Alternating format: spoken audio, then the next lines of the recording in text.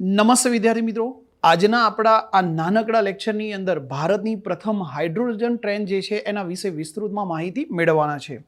દોસ્તો, તાજેતરની અંદર આપણને દેખવા મળ્યું કે ભારતના પ્રાઇમ મિનિસ્ટર જે છે એમના દ્વારા ભારતની પ્રથમ હાઇડ્રોજન ટ્રેન જે છે એનું ઉદ્ઘાટન કરવામાં આવે છે.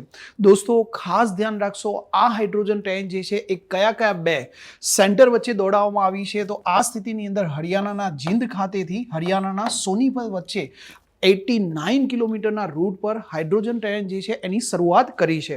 દોસ્તો, ઓલરેડી ભારતના રેલવે પાસે એક સ્ટીમ આધારિત રેલવે, ડીઝલ આધારિત રેલવે અને ઇલેક્ટ્રિસિટી આધારિત રેલવે હતી. આ ચોથો સેગમેન્ટ એડ થયો ગણી શકાય, જે હાઇડ્રોજન રેલવે પ્રપલ્શનના ભાગરૂપે મુખ્ય સ્ત્રોત તરીકે ગણી શકાય. દોસ્તો, અહીંયા મહત્વના પ્રિલિમ એક્ઝામ માટે પૂછી શકે એવા મુદ્દા જો હું કહું તો ખાસ ધ્યાને લેજો. પ્રથમ હાઇડ્રોજન ટ્રેન જે છે એ 10 કોચનું ટ્રેન સેટ જે છે એ આપણને દેખવા મળે છે, જેની અંતર્ગત 2 ડ્રાઇવિંગ પાવર કાર્સ જે છે એ તમને દેખવા મળશે અને 8 જે છે એ પેસેન્જર કોચ જે છે એ તમને સામેલ થયેલ દેખવા મળશે. દોસ્તો, કુલ પાવરનું આઉટપુટ જે છે એ છે 2400 કિલોવોટ છે અને મહત્તમ સંચાલન સ્પીડ જે અત્યારે નિર્ધારિત કરાઈ છે એ 75 કિલોમીટર પર અવર છે. ભૂતકાળની અંદર આવા સ્પીડ રિલેટેડના ક્વેશ્ચન આપણને દેખવા મળ્યા છે, ખાસ તમે ધ્યાને લેશો. ચોક્કસ એની જે ડિઝાઇન થઈ છે 110 કિલોમીટર પ્રતિ અવર્સની છે, પણ હાલની પરિસ્થિતિ અંતર્ગત જે પણ પ્રથમ હાઇડ્રોજન ટ્રેન જે છે એની સ્પીડ જે સંચાલન માટે રખાઈ છે 75 કિલોમીટર પર અવર્સ છે. દોસ્તો, કયા કયા સેન્ટર વચ્ચે તો મેં કીધું એ પ્રમાણે હરિયાણાના જીંદ ખાતેથી સોનીપત વચ્ચે 89 કિલોમીટરના રૂટની અંદર દિલ્હી બેઝ પર 2 રાઉન્ડ ટ્રીપ લગાવવામાં આવશે. દિલ્હી યુઝ થતો જે હાઇડ્રોજન જે છે આશરે કેટલો હશે તો 300 કિલોગ્રામ હાઇડ્રોજનનો ઉપયોગ આપણને અહીંયા થતો દેખવા મળશે અને હાલની પરિસ્થિતિમાં જે સિટિંગ માટેની જે વ્યવસ્થા છે એ ટોટલ 662 બેઠકો જે છે એ આપણને પેસેન્જર બેસી શકે એટલી ઉપલબ્ધતા દેખવા મળે છે. દોસ્તો, આ પ્રોજેક્ટ જે છે આ સેન્ટર પસંદ કરવાનું એક કારણ એ છે, જીંદ ખાતે હરિયાણાની અંદર ભારતની સૌથી મોટી હાઇડ્રોજન રિફિલિંગ જે ફેસિલિટી છે એ ઉપલબ્ધ છે, માટે અહીંયા એક સરળતા બની રહે અને એના ભાગરૂપે અહીંયા જીંદથી લઈને સોનીપત વચ્ચે અહીંયા રૂટ શરૂ કરવામાં આવેલ છે. દોસ્તો, ખાસ ધ્યાન લેશો, ઘણીવાર ક્યાંક એવું થાય કે આ એક ડીઝલ ટ્રેન છે. ના, શું આની અંદર હાઇડ્રોજનનું દહન થશે? તો અગેન હું કહીશ કે હાઇડ્રોજનનું દહન નહીં થાય. આ એક પ્રકારે ઇલેક્ટ્રિક ટ્રેન જ છે, પણ ડિફરન્સ એ છે કે પાવર પ્લાન્ટ પોતાની સાથે લઈને ચાલે છે. સરળ ભાષામાં સમજો, ઇલેક્ટ્રિક ટ્રેન હોય છે તો ઉપર તાર સાથે ઇલેક્ટ્રિસિટીથી જોડાયેલ આપણને દેખવા મળે છે, જ્યારે આની અંદર એવું કોઈ જ પ્રકારે ઇલેક્ટ્રિસિટીથી જોડાણ દેખવા નહીં મળે. આ પોતાની સાથે પાવર પ્લાન્ટ જે છે સાથે લઈને ચાલશે. ન સમજાય તો બહુ સરળ ભાષામાં સમજી લો કે ચાર્જિંગ સાથે મીન્સ કે પ્લગ સાથે ચાર્જિંગ દ્વારા આપણો મોબાઈલ જોડાયેલો છે, તો આનો મતલબ કે અહીંયા પ્લગ દ્વારા ચાર્જિંગ થકી પાવર મળે છે કોને? મોબાઈલને. તો આ જોડાણ થયેલું છે. જ્યારે આ જ વસ્તુ તમે પાવર બેંક પોતાની સાથે લઈને ચાલો છો મોબાઈલમાં, તો એ જ પ્રકારે કામ કરશે, પોતાનો પાવર પ્લાન્ટ સાથે લઈને ચાલશે આ પ્રથમ હાઇડ્રોજન ટ્રેન.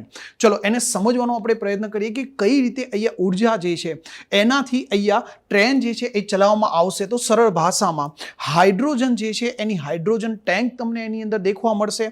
આ હાઇડ્રોજન દ્વારા ફ્યુઅલ સેલ જે સૌથી મેજર પાર્ટ છે, જેને હું એવું કહીશ કે એક નાનકડું વીજળી ઉત્પાદન કરતું એક કારખાનું છે, એક નાનું ઇલેક્ટ્રિસિટી ઉત્પાદન કરતું આ કારખાનું એટલે કે ફ્યુઅલ સેલ, આના દ્વારા આની અંદર એક કેમિકલ પ્રક્રિયા થશે, જેના થકી ઇલેક્ટ્રિસિટી જનરેટ થશે અને આ ઇલેક્ટ્રિસિટીથી મોટર જે ઇલેક્ટ્રિક મોટર છે એને ચલાવવામાં આવશે, જેના થકી જે છે ટ્રેન એના પૈડા જે છે એ ચાલશે અને ટ્રેન આગળ વધશે. તો તમે દેખો કે ઇલેક્ટ્રિસિટી પાવર પ્લાન્ટ સાથે લઈને અહીંયા આ હાઇડ્રોજન ટ્રેન ચાલશે.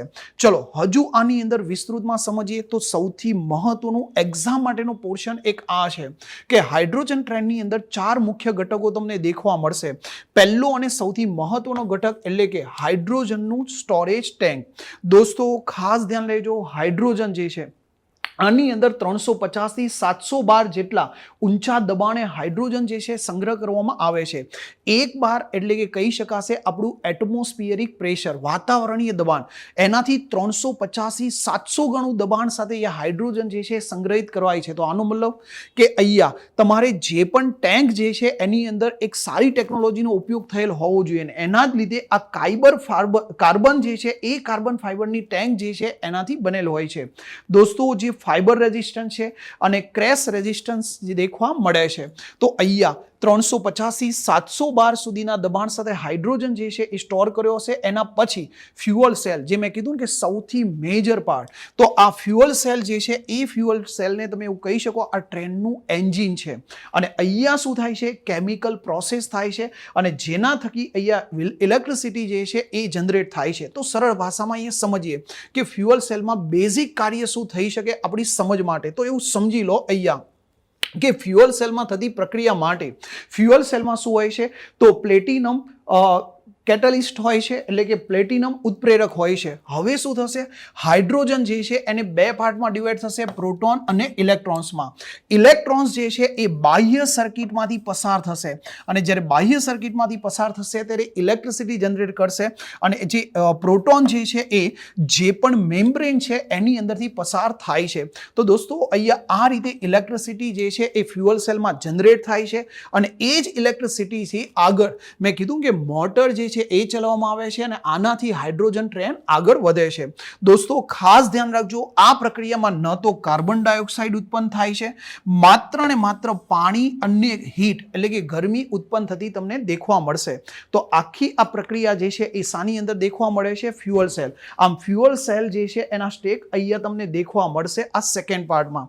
ત્યારબાદ હું કહીશ કે ત્રીજો અને મેજર મુખ્ય ઘટક આ ટ્રેનમાં શું દેખવા મળશે, તો એ છે બેટરી પેક. બેટરી પેક શાના માટે, તો દોસ્તો ઘણીવાર એનો વેગ વધારવો છે, એને સ્પીડ વધારવી છે, સાથે સાથે કોઈ ચઢાણ એટલે કે કહી શકાશે કે એક પ્રકારે ઢાળવાળા કોઈ ક્ષેત્ર આવે છે તો એ સમયે તમારે વધારે ઇલેક્ટ્રિસિટીની જરૂર પડે અને એ વધારાની ઇલેક્ટ્રિસિટી જે છે એ બેટરી પેક જે છે એ પૂરી પાડશે. જ્યારે નોર્મલ સ્થિતિમાં આવશે ત્યારે રીજનરેટિવ બ્રેકિંગ દ્વારા નવી આ બેટરી જે છે એ ચાર્જ થતી રહેશે. ક્લિયર છે દરેકને? તો આ ત્રીજો સેગમેન્ટ છે. અને ચોથો સેગમેન્ટ જે છે એ છે પાવર ઇલેક્ટ્રોનિક્સ અને કહી શકાશે ટેક્શન મોટર. તો આ પાવર ઇલેક્ટ્રોનિક્સ અને ટેક્શન મોટર જે છે એ વીજળીનું એક વિતરણ જે છે એને નિયંત્રિત કરતા રહેશે અને પૈડાને આગળ ફેરવવાની પ્રોસેસને આગળ વધારશે. અને આ રીતે આખી હાઇડ્રોજન ટ્રેન જે છે એ ચાલે છે. તો હું સરળ ભાષામાં કહીશ કે આ ચાર મુખ્ય ઘટકો જે છે એના વિશે તમને માહિતી બેઝિક હોવી જરૂરી છે, જે આપણી એક્ઝામ માટે મદદરૂપ થઈ શકે. હવે ક્વેશ્ચન થાય કે સાહેબ આનું ઇમ્પોર્ટન્સ શું છે?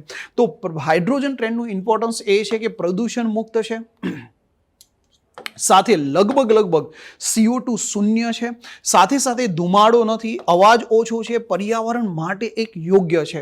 તો એના પ્લસ પોઈન્ટ મેં તમારી સામે રજૂ કર્યા. હા, કઈ જગ્યાએ વધુ ઉપયોગ થઈ શકે, તો જે હેરિટેજ રેલવે છે ત્યાં તમે હાઇડ્રોજન ટ્રેનનો પ્રયોગ કરી શકો. ખાસ એવા પહાડી ક્ષેત્ર જ્યાં ઇલેક્ટ્રિસિટી ઘનત્વ ઓછું છે, ઇલેક્ટ્રિસિટીના પ્રશ્નો છે, ત્યાં ઇલેક્ટ્રિક ટ્રેન જે છે એના ભાગરૂપે અહીંયા શાનો ઉપયોગ થઈ શકે છે, તો હાઇડ્રોજન ટ્રેનનો ઉપયોગ થઈ શકે. તો પોઝિટિવ પોઈન્ટ છે એના ઇમ્પોર્ટન્સને લઈને. કયા ચેલેન્જીસ છે, તો શાંતિથી સમજવાનો પ્રયત્ન કરો. જે પ્રોસેસ સમજ્યા એમાં કે ભાઈ હાઇડ્રોજન તૈયાર કરવો ને ખૂબ જ મોંઘો છે, સાથે સાથે ફ્યુઅલ સેલ જે મેઇન કહેવામાં આવે છે ઇલેક્ટ્રિસિટી તૈયાર કરવા માટે, એની કિંમત ખૂબ જ વધારે છે. જે પણ ઉત્પ્રેરક તરીકે પ્લેટિનમ જે છે એ જે છે ખૂબ મોંઘું છે, સાથે સાથે સ્ટોરેજ કરવું ખૂબ મુશ્કેલ છે અને જો એની અંદર કોઈ લીકેજ થયું તેને રોકવું ખૂબ જ મુશ્કેલ છે. દોસ્તો ખાસ ધ્યાન લેજો, સંગ્રહ માટે ઊંચું દબાણ જોઈએ છે 350 થી 700 બાર સુધીનું અને આ એક વિશેષ સિલિન્ડરની જરૂર પડતી આપણને દેખવા મળે છે. હાઇડ્રોજનના અણુ ખૂબ નાના હોવાથી લીકેજ અટકાવવું એક જટિલ બની જશે. બરાબર છે? હવે આગળ વધીએ છીએ, આને આંતરરાષ્ટ્રીય સ્તરના પોઈન્ટ ઓફ વ્યૂથી દેખવાનો પ્રયત્ન કરીએ. તો વૈશ્વિક પરિદૃશ્ય અને સલામતીના ભાગરૂપે તો પહેલું, હાઇડ્રોજન ખૂબ જ હલકો વાયુ છે, તો લીક થશે તો એ તરત જ ઉડી જશે. બરાબર છે? ઝડપથી ફેલાઈ જશે, તો લીકેજ સુધી થોડું અઘરું હોય છે. પણ ચોક્કસ ટ્રેનની અંદર ઓટોમેટિક શટ ઓફ વાલ્વ રાખ્યા છે, ફાયર ડિટેક્શન રાખ્યા છે, લીક ડિટેક્ટર રાખ્યા છે. તો આ ટેકનોલોજીનો સેફટી માટે પૂરેપૂરો ઉપયોગ કરાયો છે. દોસ્તો 2018ની અંદર જર્મનીની અલ્સ્ટ્રોમની જે કંપની છે એને આ શરૂઆત કરી હતી આ ટેકનોલોજી હાઇડ્રોજન આધારિત ટ્રેન. ત્યારબાદ હાલની પરિસ્થિતિમાં ફ્રાન્સ, ચીન, જાપાન જેવા દેશની અંદર આ ટેકનોલોજી આધારિત ટ્રેન્ડ ચાલે છે અને ભારત પણ આનો એક હિસ્સો બન્યું છે. તો ખાસ તમે ધ્યાન રાખશો, બરાબર છે. ફ્રાન્સ, ચીન, જાપાન જેવા દેશ પછી હવે 2026ની અંદર ભારત જે છે આ ટેકનોલોજી અપનાવી ચૂક્યું છે. દોસ્તો, હવે હું થોડો એક નાનકડો ટોપિક અલગથી લઈ લઉં છું. એ મુદ્દો આપણે અહીંયા વિરામ આપીએ છીએ હાઇડ્રોજન ટ્રેન. હવે સાંભળો, ટાઈપ્સ ઓફ હાઇડ્રોજન ઘણીવાર પૂછે છે, તો બહુ સરળતાથી પહેલો પ્રકાર આપણને દેખવા મળશે ગ્રે હાઇડ્રોજન, જેની અંતર્ગત નેચરલ ગેસ થકી કઈ પ્રોસેસ થાય છે? સ્ટ્રીમ મિથેન રિફોર્મિંગની પ્રોસેસ દ્વારા અહીંયા હાઇડ્રોજન તૈયાર થાય છે, પણ સામે CO2 જે છે એનું અહીંયા પ્રોડક્શન થાય છે. માટે આ ક્યાંક ને ક્યાંક પ્રદૂષિત કહી શકાય. આ સંપૂર્ણ સ્વચ્છ જે છે એ હાઇડ્રોજન નથી. ત્યારબાદ બીજું સેકન્ડ બ્લુ હાઇડ્રોજન. બ્લુ હાઇડ્રોજનમાં શું છે? સેમ પ્રોસેસ કે નેચરલ ગેસ છે એના જ થકી અહીંયા હાઇડ્રોજન તૈયાર થશે, પણ જે CO2 ઉત્પન્ન થાય છે એને સ્ટોરેજ કરવામાં આવે છે. જ્યારે CO2 ને કેપ્ચર કરી સ્ટોરેજ કરવામાં આવે છે તો એ કયા હાઇડ્રોજનનો પ્રકાર ગણાય છે? Blue hydrogen. સાથે સાથે હું કહીશ કે આ બંનેથી આગળ વધીને ગ્રીન હાઇડ્રોજન પર આજે ભારત ફોકસ કરી રહ્યું છે નેશનલ ગ્રીન હાઇડ્રોજન મિશન અંતર્ગત. અને આ ગ્રીન હાઇડ્રોજન કઈ રીતે તૈયાર થશે? તો એક્ઝામ માટે ખાસ ધ્યાન રાખજો. પાણી અને રિન્યુએબલ એનર્જી. રિન્યુએબલ એનર્જીમાં શાનો ઉપયોગ થઈ શકે? તો સોલર એનર્જીનો ઉપયોગ થઈ શકે, વિન્ડ એનર્જીનો ઉપયોગ થઈ શકે છે, હાઇડ્રો પાવર. અને આનું એક પાણી સાથેની ઇલેક્ટ્રોલિસિસ પ્રોસેસ થશે અને આ ઇલેક્ટ્રોલિસિસ પ્રોસેસ દ્વારા શાનું તૈયાર કરવામાં આવે છે? હાઇડ્રોજન તૈયાર કરવામાં આવે છે. દોસ્તો, ખાસ ધ્યાન લેજો, આની અંદર કાર્બનનું ઉત્સર્જન શૂન્ય હોવાને લીધે આને શું કહેવામાં આવે છે? ગ્રીન હાઇડ્રોજન ગણવામાં આવે છે. તો આ ખાસ પૂછવાની શક્યતા રહેશે. ચલો, હવે તમારી સામે મલ્ટિપલ ચોઇસ ક્વેશ્ચન છે, એકવાર દેખી લો. ફ્યુઅલ સેલ ટેકનોલોજી અને હાઇડ્રોજનના પ્રકાર અંગે નીચેનામાંથી વિધાનો ધ્યાને લો. દોસ્તો, તમારે આન્સર આપવાનો છે. ફ્યુઅલ સેલમાં હાઇડ્રોજનનું દહન કરીને સીધી ઉર્જા ઉત્પન્ન કરવામાં આવે છે. ગ્રીન હાઇડ્રોજનનું ઉત્પાદન રિન્યુએબલ ઉર્જાનો ઉપયોગ કરીને ઇલેક્ટ્રોલિસિસ પદ્ધતિ દ્વારા કરવામાં આવે છે, જેમાં શૂન્ય કાર્બન ઉત્સર્જન થાય છે. અને તમારે અહીંયા કયું વિધાન સાચું છે?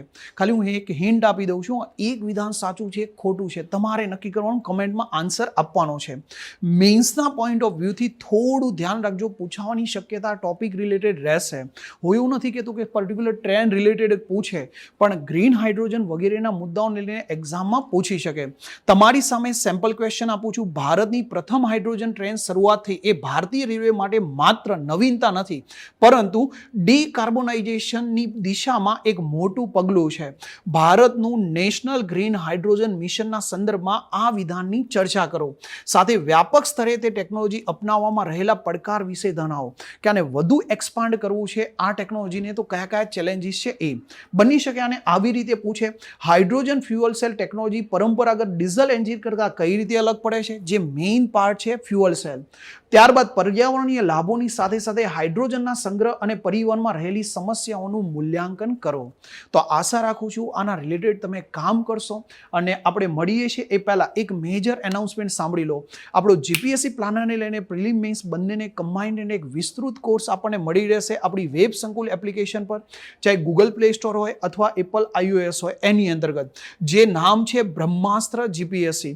તમારી સામે વિશેષતાઓ લખી છે. વધુ માહિતી માટે આ નંબર પર કોલ કરી શકો છો અને આ ટોપિકને તમે ઇગ્નોર ન કરતા. દોસ્તો, ક્લિયર છે?